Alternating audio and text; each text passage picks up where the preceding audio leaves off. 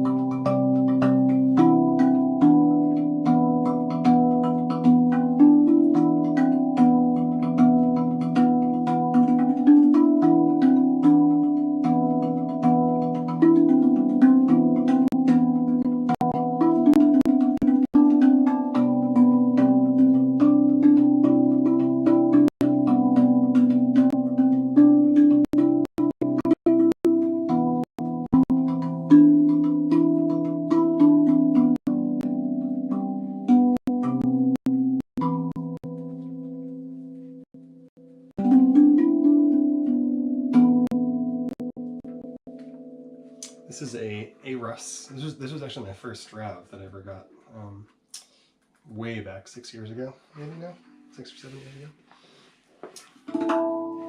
For those who are here listening, how is the audio sound? Is it pretty good? I think I have the lighting and the positioning down, so I'm pleased with how that looks.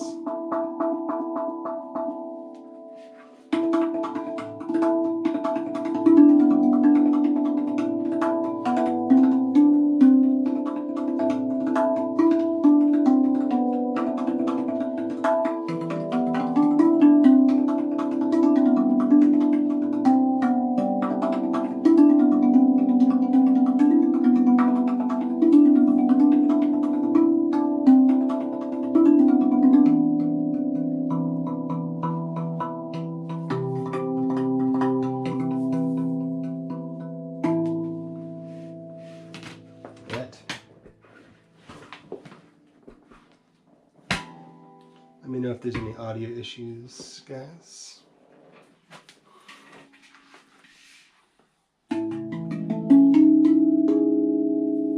It's funny, this one is an A, and the one before it is also an A. And the note sizes are completely different. This is a Vast 2, so it's a little heavier. This is a Vast 1, so it's a little lighter. But I never understand how they could tune a smaller note to an A when it takes a larger note on the Vast 2 to make it. So, very curious.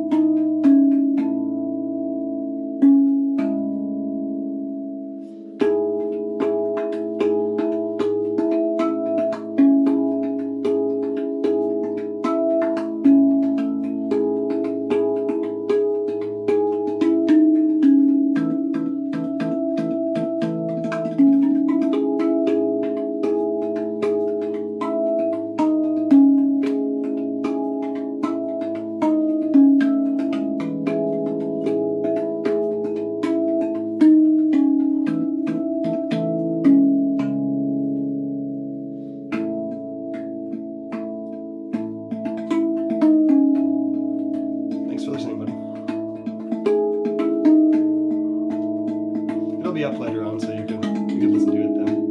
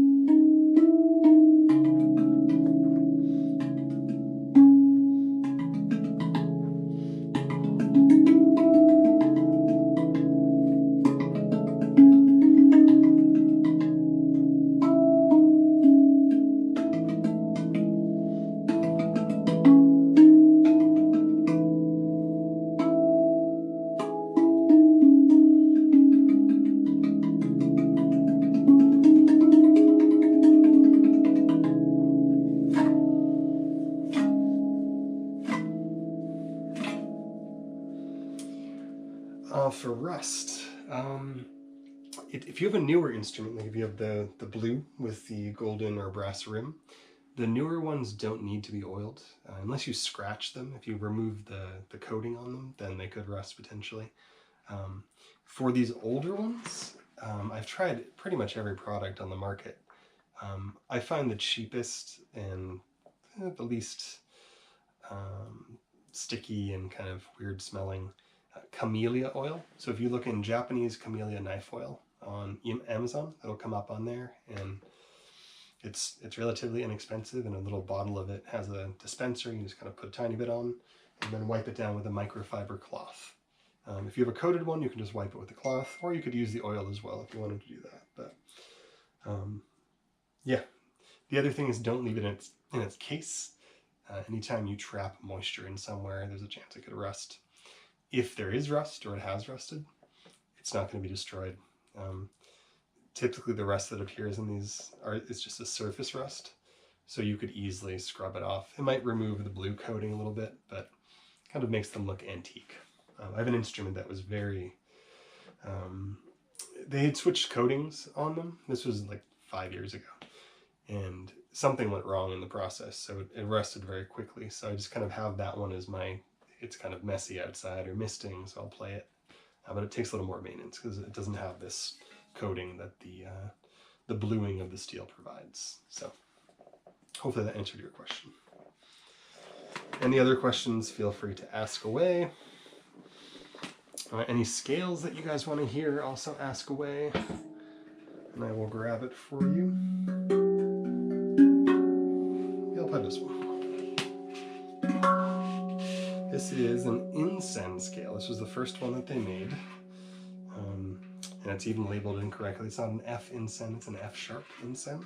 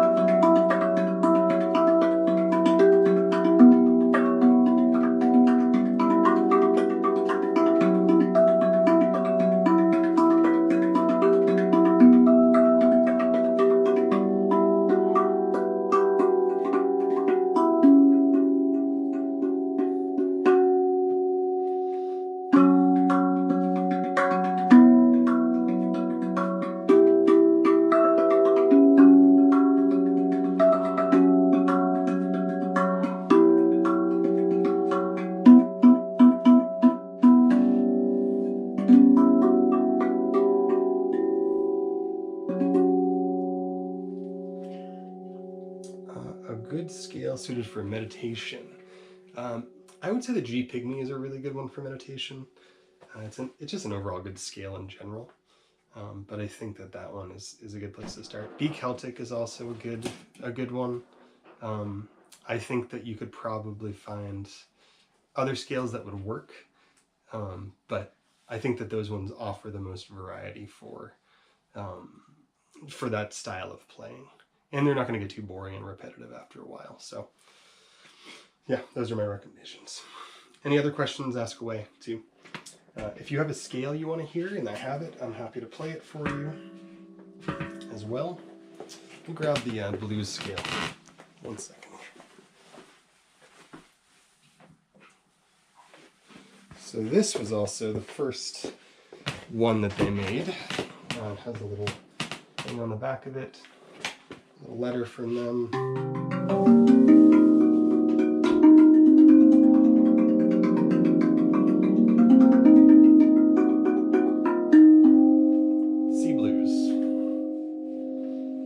Again, any requests, any questions, feel free to ask. Would love to answer you.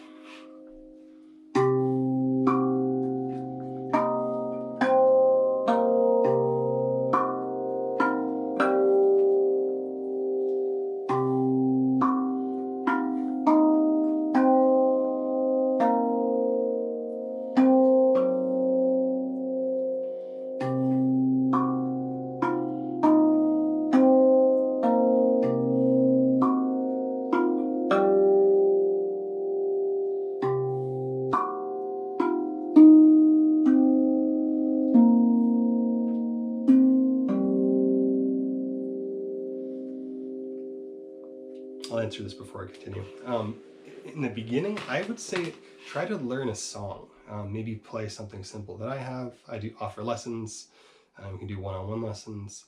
But I think learning a song, practicing the song, getting it down, memorizing it, that's going to make you so much better than just learning silly rolls on Master the Handpan or something. So I think that there's value in technique, but I think until you can absorb where the notes are and really spend time kind of feeling the position and understanding the relationship between them, just with your ears, doesn't have to be music theory wise, that's going to help you a ton. So I think exploring, trying to pay attention to what melodies you like, and then trying to tie them together and remember them. Working on a video with talking about tabbing things out, kind of like a guitar tab, you put a number to represent a note.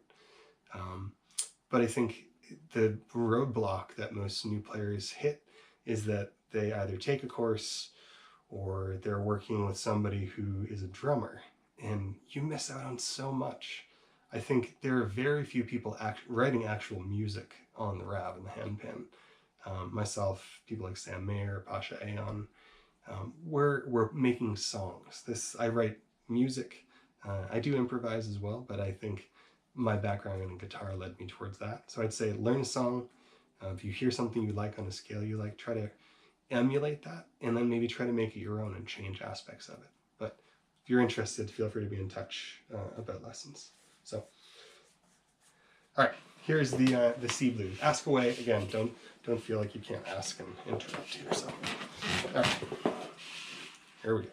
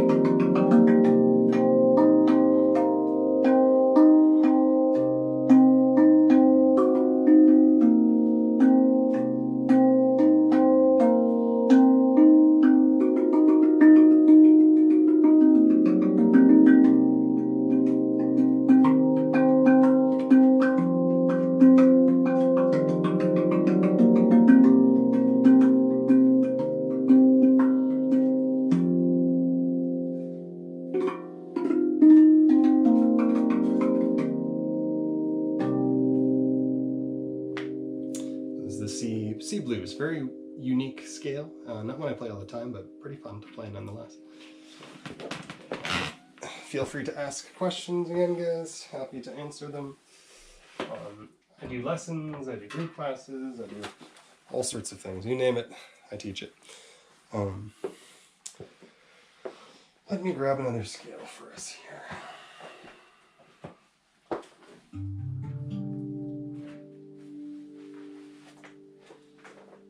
So one of my things educationally is learning through song. I like to teach through song. So all of my lessons are designed so that you learn a technique if we're working on, you know, split finger techniques or double strikes, dyads. All of it is set up so that you learn it and then you can play something. It's not just a random skill that doesn't relate to anything. And I think just like when you learn the recorder and you play Hot Cross Buns and Mary Had Little Lamb, same concept for this. It's hard to learn unless you hear something and then you're like, oh, I can apply this in this way. Because it's kind of technique devoid of context if you don't have some sort of a song in your repertoire. So, Bienolio, absolutely. I'll grab that one. Actually, I'll grab it right now. Give me one moment and I'll grab it. I think that would be a good one. I haven't played that one in a while. Any other requests while I walk and get it? Please ask me.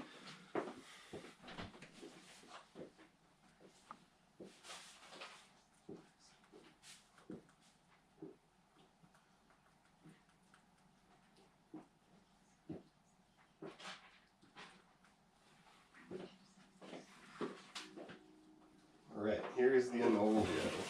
The Inolio was the third rap I ever got, and I actually purchased it from somebody who thought it was too difficult, and I was happy to take on the challenge of it. But definitely is one of the more unique scales in terms of layout. But it's a great one. This one has spider webs on it, apparently.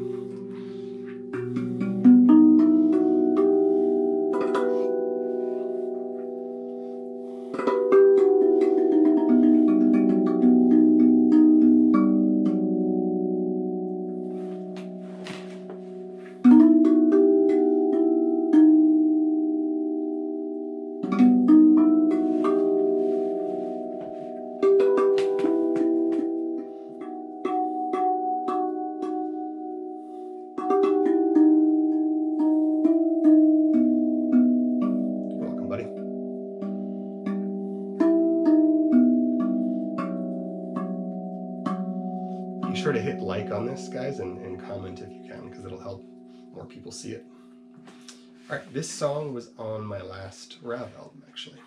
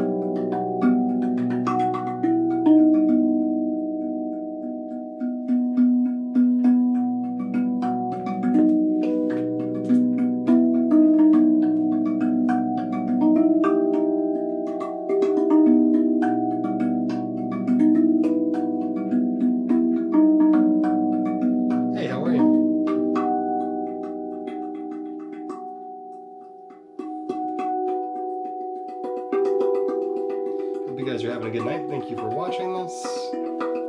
Hope the audio is passable.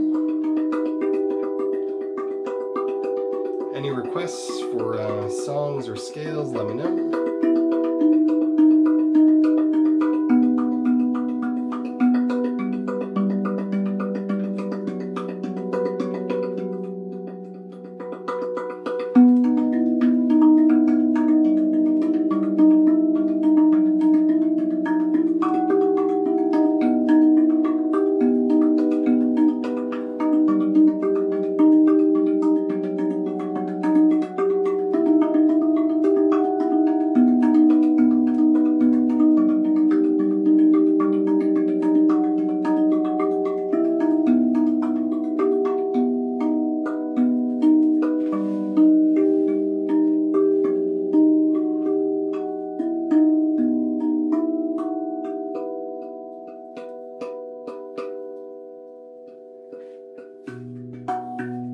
If anyone's interested in lessons, I have a couple spots open starting the end of this month. Well, I have some right now, but more open the end of this month.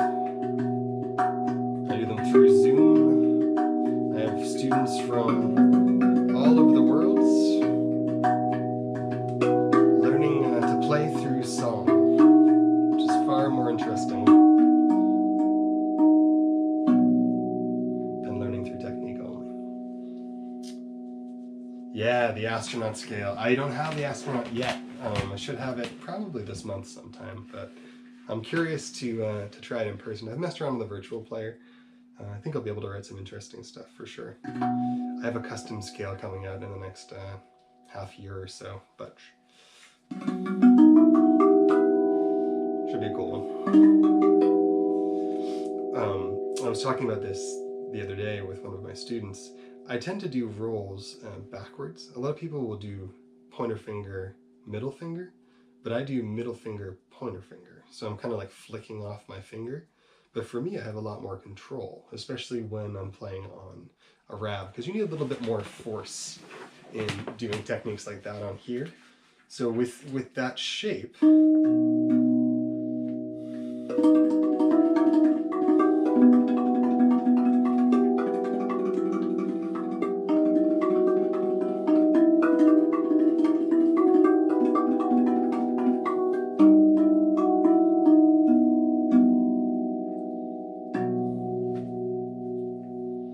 Marmara? Yeah, I can do Marmara for sure. Do you guys know the history of the Marmara scale? I've talked about it a couple times, but I saved it from its demise. It was sitting in their warehouse, and they had made it, and they weren't super happy with the scale, and they thought it was a little too depressing. So I said, "Oh, send it to me, and I'll try it out, and if it's good, then it's good, and if it's not good, then it's okay. I get to try a weird scale." And they did. And they did that with the Oxalista as well. And I ended up loving it. It was one of my favorite scales. So they produced it. And here it is. This is the first one ever made. This is pretty old. I think it's like 2016.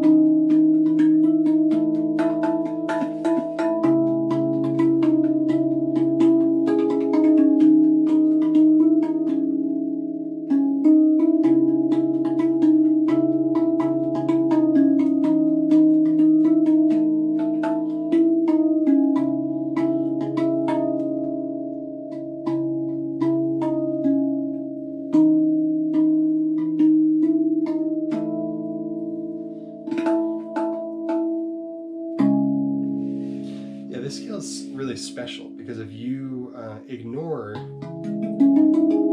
the first note, it kind of has a very different feel than the bottom note, and you can do a lot of really interesting stuff on it.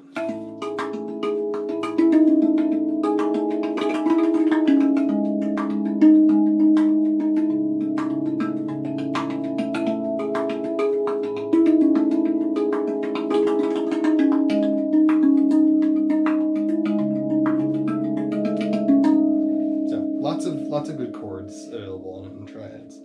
So, what's the Marmara scale? Let me pull out I think this is a pygmy, maybe? Let's see. Thanks for hanging out, guys. Good amount of people here. This is the scale I play the most, I would say, the G pygmy. Lots of good stuff to play on it. I have a bunch of music that I've written on it. One of my favorite tunes, Internal Sun. By the way, all of these songs are on my last album, or most of them are.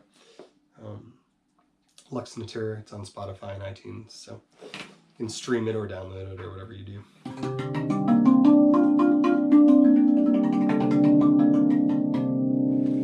So this song is called Internal Sun on the G pygmy. Not an ELO pygmy, but kind of close.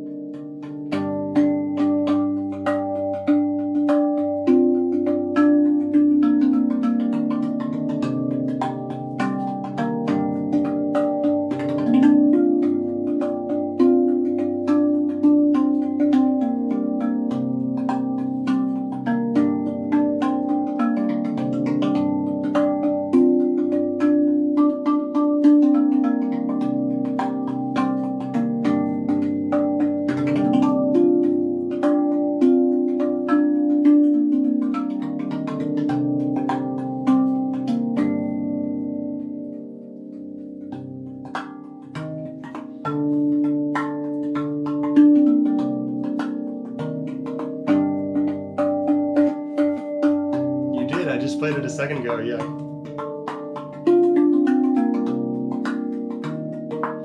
You could go back on the slider and see if you can pull it back.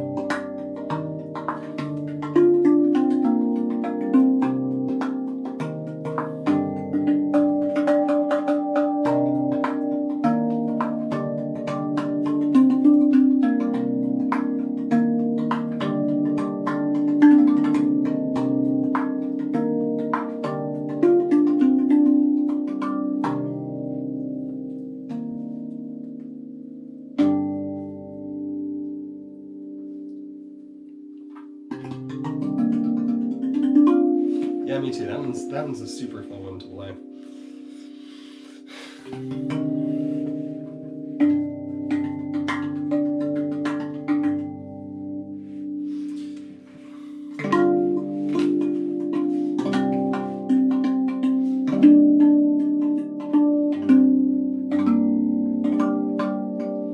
Let me play this one.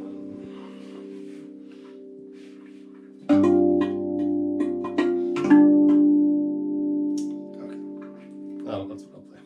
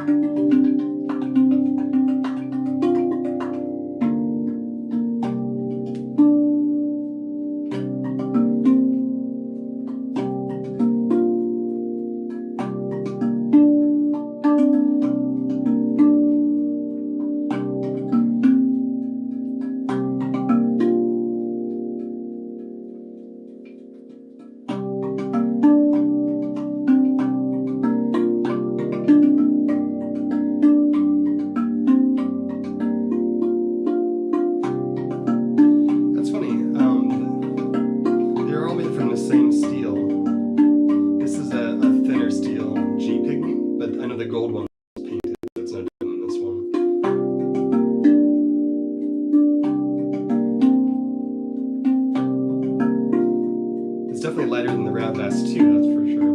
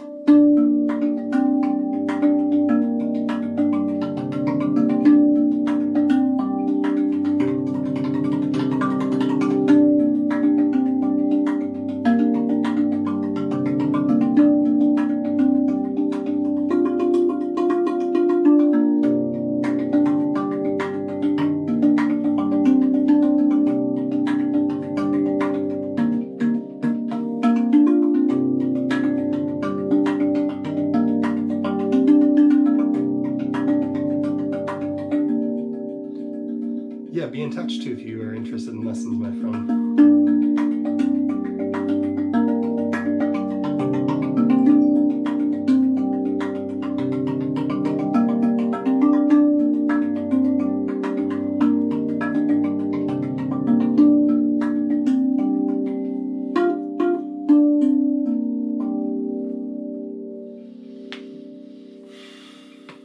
Oh, Goldrum, Elo, pygmy. Interesting. Yeah, I keep hearing. I think part of the issue is that people are hearing bad stuff about Rav, and it's kind of like confirmation bias. The steel hasn't changed. The coating has changed, but it's pretty much the same exact steel as before.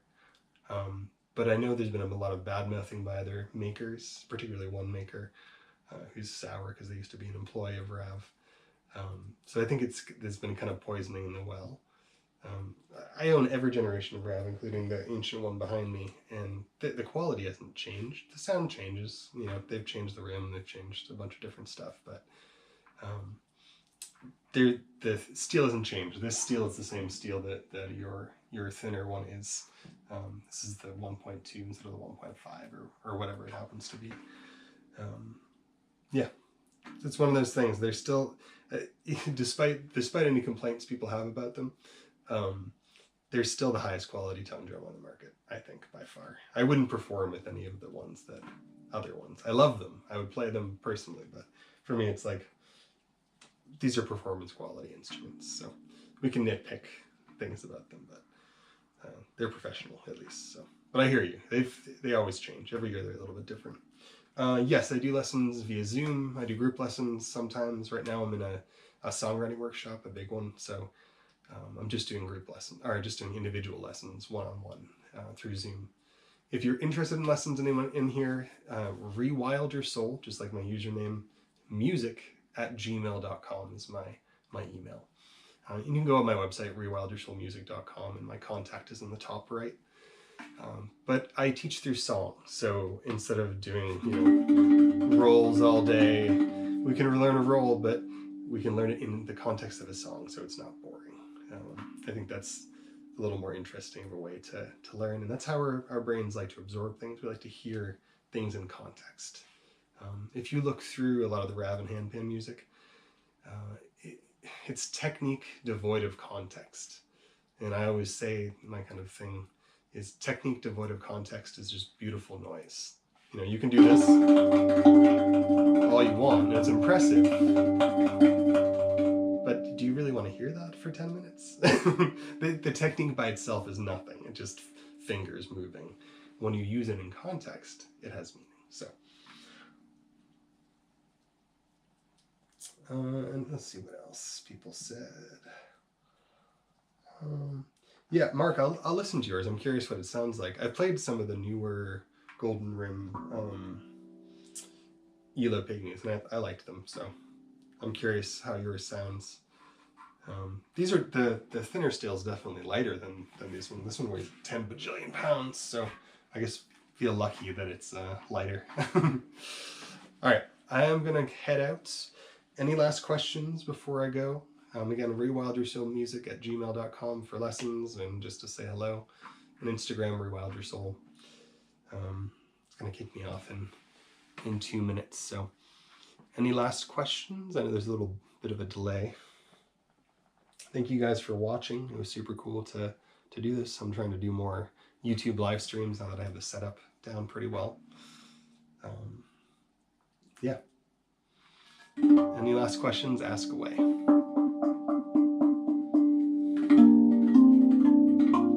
give you guys a sec to answer.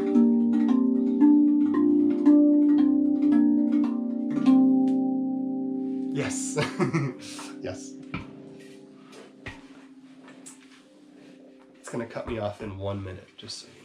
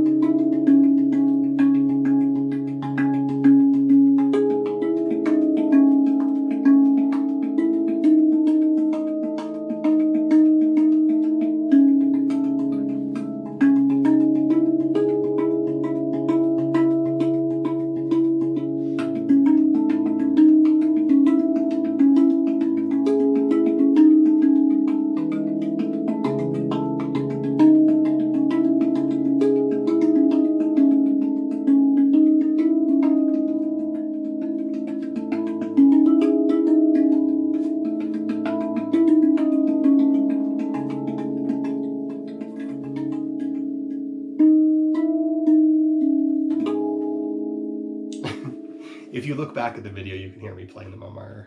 That's probably like 10 minutes before now. So before it kicks me off, I'll actually be in New York February 5th in probably on Long Island or Brooklyn teaching a class. So I'd love to have you there. If you're in New York or New Jersey, come please and hang out. We're going to have handpans, ravs, all sorts of stuff. So it's going to be amazing.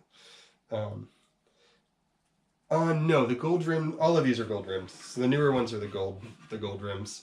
Some of them are thicker steel, some are thinner.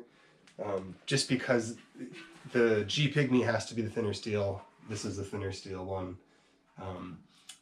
It depends on what notes in the center. That's what determines whether they use a thicker or thinner steel, because they can only tune some notes into some size steels. So, all right. Thank you guys, and stay in touch. Be well, and I hope to talk to you all soon. Please remember a message on Instagram or YouTube, and be sure to share this too. Get in touch, Mark. We can talk about it. See you guys later.